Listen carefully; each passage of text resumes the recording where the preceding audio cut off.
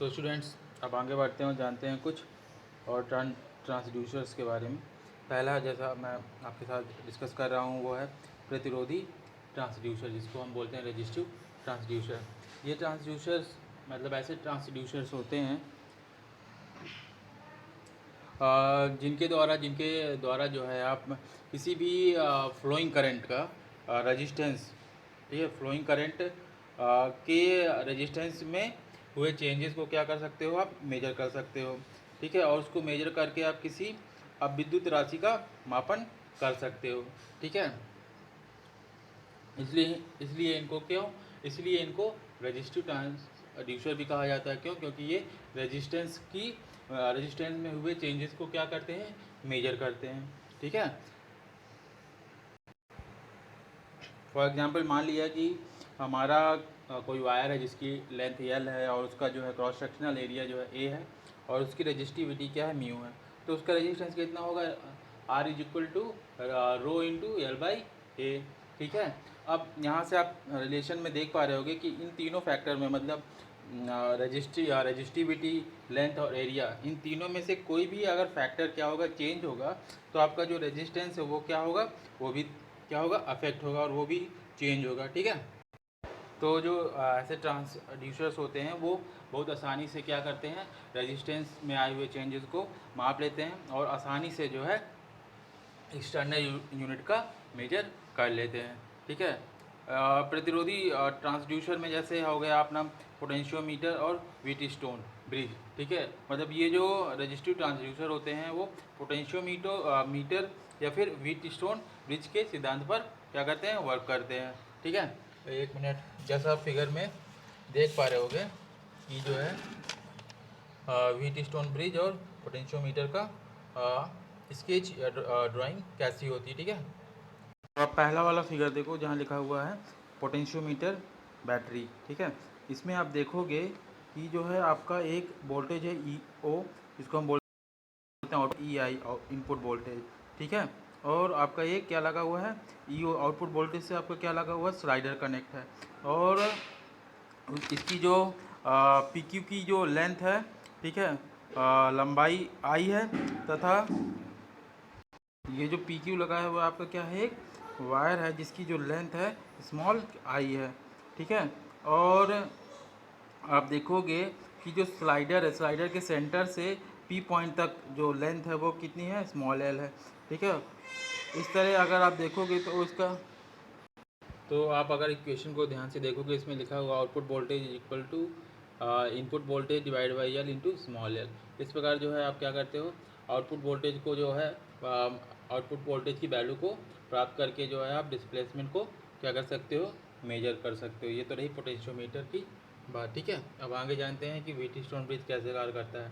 ठीक है, इसका भी फिगर आप जो है स्क्रीन पर देख सकते हो। इसमें क्या लगे हैं, 4 रेजिस्टेंस लगे हैं, पी क्यू आर और एस। ठीक है, हाँ, तो आप जैसे स्क्रीन पे देख पा रहे होगे, और ये जो व्हीटस्टोन ब्रिज है इसमें 2 कंडीशन होती है। मतलब ये जब बैलेंस होगा, बैलेंस का मतलब है कि पी बाई क्यू का जो वैल्यू है, P by Q is equal to R by S. ठीक है, जहाँ पर ये चारों क्या है, रेजिस्टेंस है। तो जब ये इस कंडीशन पे होंगे जहाँ P by Q equal to R by S होगा, तो वहाँ पर जो आपका फ्लोइंग करंट होगा और आउटपुट वोल्टेज होगा, ठीक है, वो कितना होगा, 0 होगा। ठीक है, और जब ये दोनों क्या होंगे, इक्वल नहीं होंगे, तो आपका ब्रिज कैसा होगा, बैलेंस नहीं होगा, अनबैलेंस्ड होगा। ठीक है, इस प्रकार से जो है आप क्या करते हो, डिस्प्लेसमेंट को जो है मेजर करते हो। अब हम जानते हैं आगे बढ़ते हैं और कुछ और डिवाइसेस के बारे में। ठीक है, जिनका इस्तेमाल जो है करके हम डिफरेंट तरीके की यूनिट्स को मेजर कर सकते हैं, चीज़ों को मेजर कर सकते हैं। जैसे मैंने शुरुआत में भी बताया था, जैसे प्रेशर हो गया, टेम्परेचर हो गया, ठीक है, वाइब्रेशंस हो गए, इन सब को मेजर कर सकते हैं। ठीक है, तो जो पहला आता है वो है हमारा प्रेशर मेजरमेंट बाय पोटेंशियोमीटर। ठीक है, प्रेशर का हमें मेजरमेंट करना है पोटेंशियोमीटर की हेल्प से। पोटेंशियोमीटर कैसे काम करता है वो मैं आपको ऊपर बता चुका हूँ। ठीक है, इसमें जो है अगर स्क्रीन पे देखोगे आप, इसमें जो है आप देखोगे कि प्रेशर को मेजर करने के लिए इसमें 2 टेक्निक दी गई हैं। एक तो बेलो मेथड दिया गया है और एक जो है बॉर्डन ट्यूब दिया गया है। बेलो मेथड और बॉर्डन ट्यूब मैंने दोनों आपको शुरुआत में ही एक्सप्लेन कर दिया है। ठीक है, जैसे बेलो में क्या होता है कि जो है जब आप इसके अंदर बिलो के अंदर प्रेशर अप्लाई करते हो, ठीक है, तो इसमें क्या होता है, इसकी लेंथ में चेंजेस होते हैं, और प्रेशर जब आप कम करते हो तो लेंथ क्या होती है, घट जाती है। ठीक है, तो इसी प्रिंसिपल पे जो है ये क्या करता है, वर्क करता है। ठीक है, तो अब हम आगे बढ़ते हैं और जानते हैं कि ये होता क्या है। जैसा आप फिगर 3.10 देखो, तो इसमें लिखा हुआ है कि जो है इसमें कौन कौन सी डिवाइसेस लगी हैं। एक बैटरी है, ठीक है, पोटेंशियो मीटर वायर लगा हुआ, वाइपर लगा हुआ है, जो मतलब जहाँ पर आपका क्या होगा, इसमें चेंजेस होंगे। ठीक है, उसके द्वारा आप जो है रीडिंग्स को रिकॉर्ड करोगे। ठीक है, तो ये काम कैसे करता है वो जान लेते हैं। जैसा कि फिगर के अनुसार आप देख पा रहे हो कि जो बिलो है उसका जो एक हेड होता है वो क्या होता है, फ्री होता है। ठीक है, जो फ्री एंड है वहाँ पर आप देख पा रहे हो कि यहाँ पर एक लीवर टाइप क्या है, वाइपर या फिर स्लाइडर क्या होता है, इसमें कनेक्ट होता है, जुड़ा होता है। ठीक है, जब प्रेशर आप दौकनी पर क्या करते हो, बढ़ाते हो, तो इसका जो इंडिपेंडेंट हेड है, ठीक है, वहाँ पर क्या होता है, डिस्प्लेसमेंट होना चालू हो जाता है। और वो डिस्प्लेसमेंट आपको कहाँ पर दिखता है, ये जो आपका जो स्लाइडर लगा हुआ है या वाइपर लगा हुआ है, ठीक है, वहाँ पर उसका डिस्प्लेसमेंट होना दिखना चालू हो जाता है। ये जो वाइपर है आपका, ठीक है, वो क्या करने लगता है, मोशन करने लगता है, गति करने लगता है। ठीक है, ये जो आपका जो है क्या है, स्लाइडर लगा हुआ है या वाइपर लगा हुआ है, ये क्या कर रहा है, ये जो पोटेंशियोमीटर वायर है इसके ऊपर जो है क्या करने लगता है, सरकने लगता है, और हमें जो है आउटपुट वोल्टेज इससे क्या होता है, प्राप्त होने लगता है, मतलब प्रदर्शित होने लगता है। ठीक, इस प्रकार जो है ये कार्य करता है। ठीक है, इसमें जो है वोल्टेज के माध्यम से ही हम क्या करते हैं, पहले वोल्टेज के माध्यम से ही हम जानते हैं कि जो है उसमें लेंथ में कितना परिवर्तन आया है। क्यों, क्योंकि इसमें जो वोल्टेज का मान होता है, ठीक है, वो वाइपर द्वारा पोटेंशियोमीटर पर चली गई दूरी का क्या होता है, समानुपाती होता है। ठीक है, तो मतलब ये दोनों क्या होते हैं, रेशियो में होते हैं। ठीक, अब दूसरा मेथड जानते हैं जिसको हम बोलते हैं बॉर्डन ट्यूब। ठीक है, इसमें जो है बॉर्डन ट्यूब का प्रयोग किया गया है, ठीक है, प्रेशर मेजर करने के लिए। ठीक है, तो बॉर्डर नली के जो है स्वतंत्र सिरे के साथ जो है एक पोटेंशियोमीटर का तो आप देख पा रहे हो कि इस बॉर्डन ट्यूब पर जो है आप फिगर से समझ पा रहे होगे कि इसमें एक वाइपर जुड़ा हुआ है, और वो वाइपर जो है पोटेंशियोमीटर वायर से क्या है, कनेक्ट है। ठीक है, अब करना क्या है वो जान लेते हैं। ठीक है, तो इसमें भी दो सिरे होते हैं, जैसे मैंने आपको बॉर्डन ट्यूब पहले ही समझाया हुआ है कि इसमें दो हेड होते हैं, एक फ्री हेड होता है और एक क्या फिक्स हेड होता है। अब जो है इसका जो है जो फिक्स हेड है, ठीक है, बॉर्डर नली का जो है स्थिर हेड है, ठीक है, उस पर क्या होगा, प्रेशर, यहाँ से आप फिगर में देख पा रहे हो, प्रेशर को क्या होगा, अप्लाई होना या अप्लाई करना चालू कर दोगे। ठीक है, तो जब जैसे जैसे प्रेशर बढ़ेगा तो बॉर्डर ट्यूब के जो आपका फ्री हेड है, ठीक है, उस पर क्या होगा, डिस्प्लेसमेंट होना चालू हो जाएगा, मतलब ये फैलना या सिकुड़ना चालू हो जाएगी। तो जिसके कारण, क्योंकि इससे वाइपर कनेक्ट है, तो वो भी क्या होना चालू हो जाएगा, डिस्प्लेस्ड होना चालू हो जाएगा। और ये जब डिस्प्लेस्ड होगा तो ये पोटेंशियोमीटर वायर पर क्या करेगा, सरकेगा। ठीक है, और कितना इसमें मूवमेंट होता है उसको जो है हम वोल्टेज के रूप में क्या करते हैं, देखते हैं भैया, प्रदर्शित करते हैं। ठीक है, और उस वोल्टेज को जो है हम इसके जो है ग्रुप में क्या होता है, प्रदर्शित होता है। और दूसरी चीज़ की जो वाइपर होता है, ठीक है, वाइपर जो पोटेंशियोमीटर वायर पे जो जितनी भी दूरी तय करता है, ठीक है, वो दोनों क्या होती हैं, समानुपाती होती हैं। इस प्रकार जो है हम इसमें जो है इसका मापन करते हैं। ठीक है, अब हम आगे बढ़ते हैं और जानते हैं तीसरा डिवाइस जिसको हम बोलते हैं थर्मल रेजिस्टेंस ट्रांसड्यूसर। ठीक है, तो इसे थर्मल का मतलब समझ में आ ही रहा होगा आपको, ये ऊष्मीय प्रतिरोध ट्रांसड्यूसर है, जिसमें थर्मल एनर्जी का इस्तेमाल करके हमें क्या करना है, अगर थर्मल एनर्जी है तो वहाँ पर मतलब हमको टेम्परेचर का क्या करना है, मेजर करना है, या टेम्परेचर डिटेक्टर डिवाइसेस के द्वारा हमको टेम्परेचर का पता लगाना है। ठीक है, ठीक है, इसीलिए हम इसको कभी कभी क्या कहते हैं, रेजिस्टेंस टेम्परेचर डिटेक्टर भी कहते हैं। ठीक है, ये इस सिद्धांत पर काम करता है कि जो है धातुओं का जो है रेजिस्टेंस क्या होता है, टेम्परेचर बढ़ने पर क्या होता है, परिवर्तित होता है। ठीक है, बढ़ता या घटता है। ठीक है, मतलब अगर मान लो किसी वायर का टेम्परेचर 0 डिग्री है, ठीक है, और तो उसकी रेजिस्टेंस उसका कितना होगा, 0 होगा। ठीक है, अगर उसका टेम्परेचर T है, ठीक है, तो उसका रेजिस्टेंस भी RT होगा। ठीक है, अगर हम इक्वेशन 1 मिनट में आपको जो है उसका वो दिखा देता हूँ कि ये होता कैसे है, ठीक है, इक्वेशन क्या होता है। हाँ, अब आप स्क्रीन पे देखो, आपको दिख रहा होगा, पीडीएफ भी मैंने आपको शेयर किया हुआ है। तो जब आप ये वीडियो देखो तो आप बुक को भी सामने रखोगे तो आपको समझ में आ जाएगा, ठीक है। आप यहाँ पर इक्वेशन में देखोगे, ठीक है, इक्वेशन लिखा हुआ है कैपिटल आर इस R T is equal to R O bracket 1 plus alpha 0 into T, ठीक है।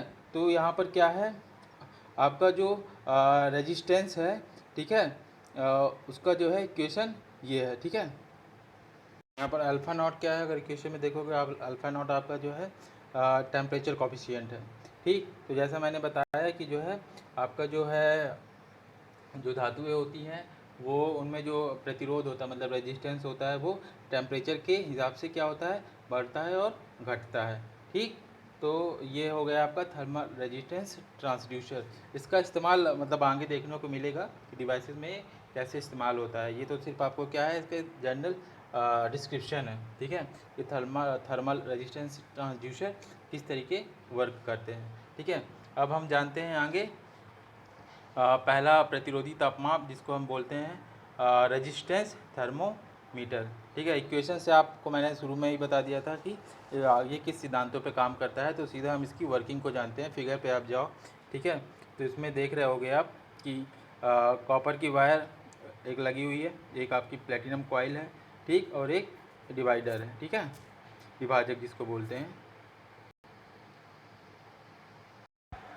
यहाँ पर आप जो है तांबे का डायरेक्ट इस्तेमाल नहीं कर सकते, उसकी मिश्रित धातुओं का इस्तेमाल करोगे, जैसे आप प्लेटिनम हो गया, निकिल हो गया, ठीक है, या निकिल से बनी हुई मिश्रित धातुओं का इस्तेमाल करोगे। क्यों?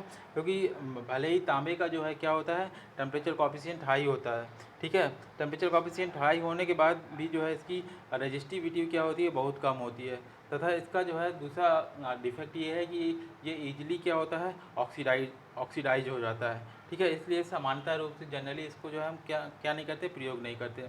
जबकि आप निकिल में देखोगे तो निकिल की जो है रेजिस्टिविटी जो है कॉपर से 4 गुना अधिक होती है, परंतु जो है शुद्ध अवस्था में इसका परंतु जो है इसको जो है शुद्ध अवस्था में जो है उपलब्ध, ये हमें शुद्ध अवस्था में उपलब्ध नहीं हो पाता है। इसीलिए इसका जो है भी इस थर्मोमीटर बनाने में इस्तेमाल कम किया जाता है, ठीक है।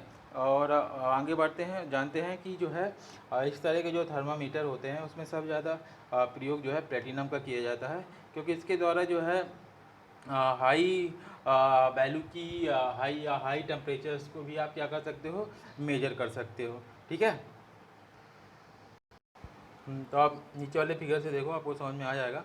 फिर में क्या हुआ है कि प्लेटिनम को जो है प्लेटिनम के वायर को किसी जो है कुचालक पर क्या किया जाता है, लपेट दिया जाता है, ठीक। और लपेटने के बाद जो है तार, ठीक है, इसके साथ साथ जो है रेजिस्टिविटी को जो है इंक्रीज करने के लिए इसमें दो वायर लगाए जाते हैं, ठीक है। यह तार प्लेटिनम तार तथा उसके संयोजक तार में होने वाले तापमान परिवर्तन को क्या करता है, प्रतिपूर्ति करता रहता है, ठीक है, कंपनसेट करता रहता है, ठीक है। अच्छा, इस तरह के ट्रांसड्यूसर्स को इस्तेमाल करने के लिए हमें एक्सटर्नल इलेक्ट्रिकल सोर्स की क्या नहीं पड़ती, आवश्यकता नहीं पड़ती। इसलिए हम इनको जो है पैसिव ट्रांसड्यूसर्स भी कहते हैं या कह सकते हैं, ठीक है। अब इसकी वर्किंग जान लेते हैं कि ये वर्क कैसे करता है, ठीक है। ठीक है, तो इसमें क्या किया जाता है, जैसे आप फिगर में देखोगे तो इसमें किया ये जाता है कि जो आपकी प्लेटिनम कॉइल होती है उसको जो है व्हीट स्टोन ब्रिज की एक भुजा से साइड से जो है जोड़ दिया जाता है। और टेम्परेचर मेजर करने के लिए ब्रिज के जो है आउटपुट सिग्नल को जो है क्या किया जाता है, आउटपुट जो मेजर करने के लिए, मतलब अगर हमें इसमें जो है टेम्परेचर मेजर करना है तो टेम्परेचर मेजर करने के लिए जो क्या करना पड़ेगा, ब्रिज के जो हमारा व्हीट स्टोन ब्रिज है इसके आउटपुट सिग्नल को जो है हमें टेम्परेचर के फंक्शन में क्या करना पड़ेगा, कन्वर्ट करना पड़ेगा, ठीक है।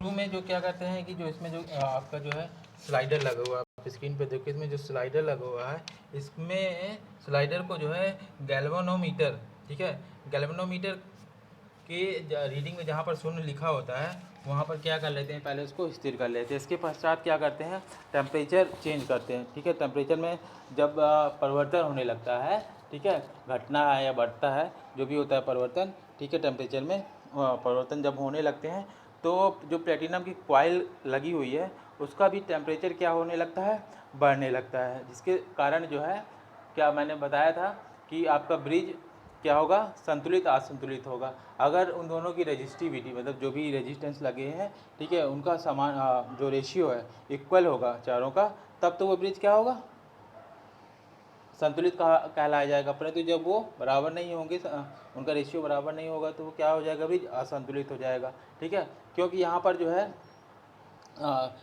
ब्रिज जब तक ब्रिज असंतुलित नहीं होगा तब तक हमको जो है क्या नहीं पता चलेगा, रीडिंग्स का आउटपुट सिग्नल्स हमको टेम्परेचर के रूप में प्राप्त नहीं होंगे। ठीक है, तो जैसे ही क्या होता है इसमें कि जो है टेम्परेचर जो है परिवर्तित होने लगता है, तो जो प्लेटिनम की जो कॉइल लगी होती है का जो प्लेटिनम की कॉइल का भी जो है टेम्परेचर क्या होने लगता है, परिवर्तित होने लगता है, बदलने लगता है, जिसके कारण जो है ब्रिज आपका क्या हो जाता है, असंतुलित हो जाता है। जब ब्रिज आपका असंतुलित हो जाता है तो जो ये आपका स्लाइडर लगा है, ठीक है, तो स्लाइडर क्या करता है, ये पोटेंशियोमीटर वायर पर जो है क्या करने लगेगा, खिसकने लगेगा या उस पर सरकने लगेगा। ठीक है, ठीक है, और इस प्रकार जो है हम स्लाइडर के माध्यम से स्थिति का जो है पता लगा लेते हैं। ठीक है, टेम्परेचर का मेजर कर लेते हैं। ठीक है, अब आगे बढ़ते हैं और जानते हैं कि और हमारे कौन कौन से थर्मोमीटर होते हैं। आगे हम 1 मिनट में आपको जो है स्क्रीन भी दिखा देता हूँ।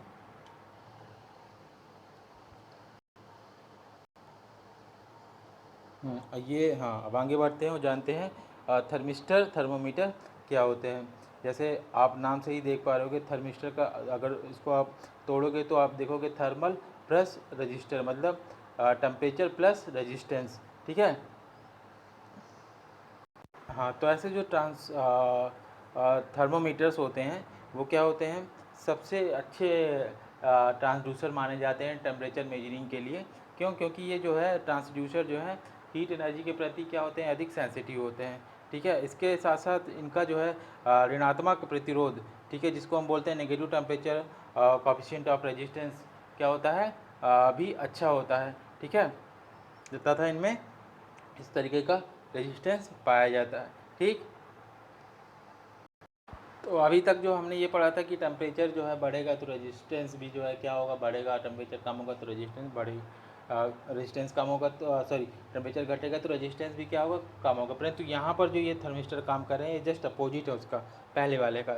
इसमें क्या होगा कि इनका जो है थर्मिस्टर थर्मोमीटर का जो है रेजिस्टेंस जो होता है टेम्परेचर के बढ़ने पर क्या होगा, होता है, कम हो जाता है। टेम्परेचर बढ़ेगा तो रेजिस्टेंस क्या होगा, कम होगा, टेम्परेचर घटेगा तो रेजिस्टेंस क्या होगा, बढ़ेगा। ठीक है, और ये इसके साथ साथ जो है आ, इसके साथ साथ इनको बनाने के लिए जो है थर्मिस्टर थर्मोमीटर बनाने के लिए मोस्टली जो है सेमी कंडक्टर मटेरियल का जो है क्या किया जाता है, सिलेक्शन किया जाता है। जैसे आपका मैग्नीशियम हो गया, ठीक है, या फिर जो है आपका निकिल हो गया, सिलिकॉन हो गया, कोबाल्ट हो गया, कोबाल्ट ऑक्साइड हो गए, इनके द्वारा जो है इनको बनाया जाता है। ये सब क्या है, सेमी कंडक्टर मटेरियल्स हैं। ठीक है, तो इस डिवाइस का इस्तेमाल जो है कहाँ पर होता है, अब उसके बारे में हम आगे जान लेते हैं। तो इसका जो इस्तेमाल होता है वो होता है टेम्परेचर मेजरमेंट करने के लिए।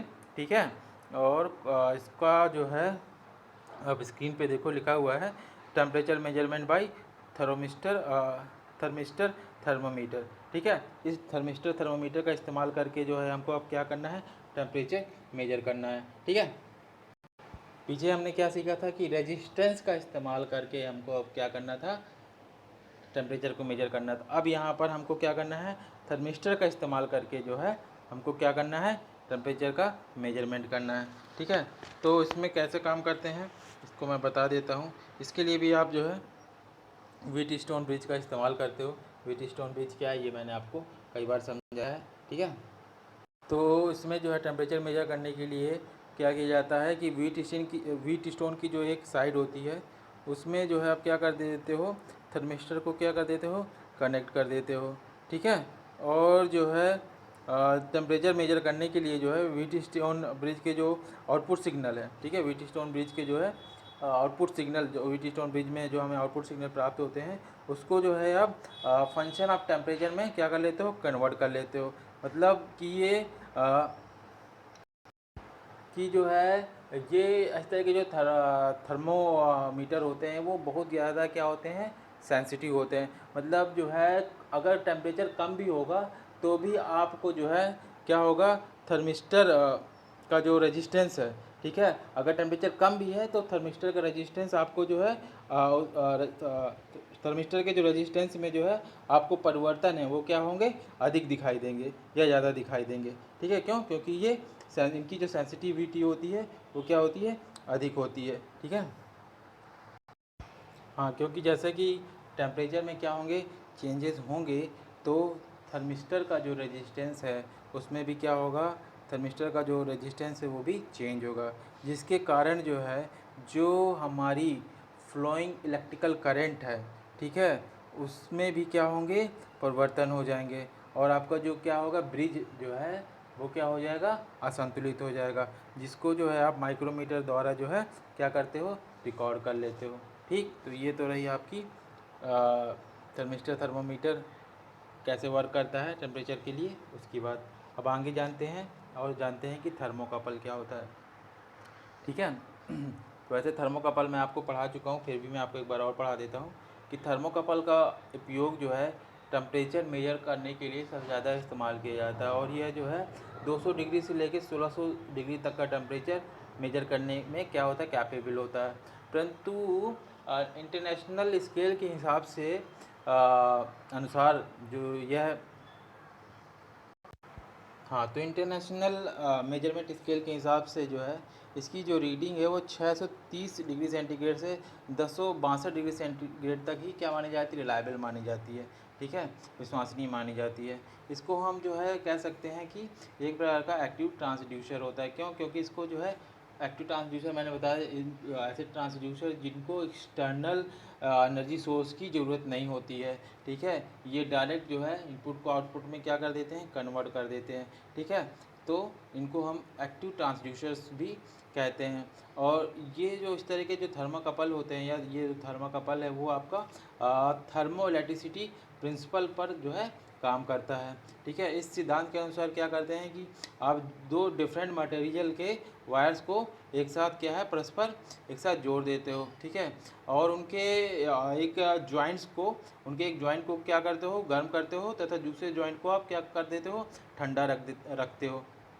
और फिर उसके बाद क्या करते हो, जो वायर हैं उनके बीच में, ठीक है, जब एक ठंडा है वायर और एक आपका ठंडा और एक आपका गर्म है, ठीक है, और उन दोनों के बीच में क्या हो रहा है, एक ईएमएफ जनरेट हो जाता है। ठीक है, उत्पन्न हो जाता है, जिस ईएमएफ को जो है पेल्टियर तथा थॉमसन इफेक्ट के, और ये जो ईएमएफ जो होता है वो कैसे क्यों उत्पन्न होता है, वो थॉमसन इफेक्ट के कारण डेवलप होता है। ठीक है, आप फिगर में जैसे देख पा रहे होगे, जैसे आप फिगर में देख पा रहे हो, दो जॉइंट है J1 और J2 है। ठीक है, अगर इन दोनों का जो है क्या, टेम्परेचर सेम रखा जाए, ठीक है, अगर टेम्परेचर डिफरेंट होगा तब तो ईएमएफ जनरेट होगा। अगर टेम्परेचर इन दोनों का जॉइंट्स का जो है क्या होगा, सेम होगा, तो ईएमएफ वहाँ पर क्या होगा, जीरो होगा। परंतु जो जॉइंट है, ठीक है, जॉइंट के मध्य जो है टेम्परेचर, परंतु अगर इन दोनों के बीच में कोई भी जो है तापांतर रखा हुआ है, ठीक है, तो वहाँ पर क्या होगा, ईएमएफ जनरेट होगा। अगर नहीं है तो इन दोनों के बीच में ईएमएफ जनरेट नहीं होगा। ठीक है, और जिसको जो है उसकी रीडिंग को रिकॉर्ड करने के लिए हम क्या करते हैं, गैल्वेनोमीटर का इस्तेमाल करते हैं। उसमें जो है हम रीडिंग्स को रिकॉर्ड करके जो है क्या करते हैं, टेम्परेचर का मेजरमेंट करते हैं। ठीक है, बहुत आसान सा है थर्मोकपल। ठीक है, तो यहाँ पर आपका जो है थर्मोकपल ख़त्म हो जाता है।